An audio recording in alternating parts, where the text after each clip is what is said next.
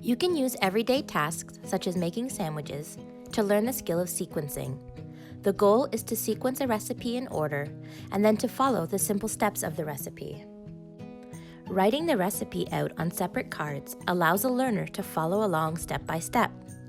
First, review the steps of your recipe cards and gather all your ingredients and materials.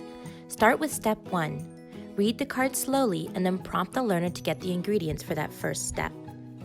Some learners may need hand-over-hand prompting until they are able to complete the task independently. Repetition of the same skills or tasks helps a learner to master the skill and be able to complete it more independently. Keep going until all the other steps are completed and you have finished the task. When all the steps are done, the caregiver will say, "Finished! You know how to sequence a recipe. Let's check your schedule." If the learner is verbal, then the caregiver will have the learner say, "Finished! I now know how to sequence a recipe. Let's check my schedule."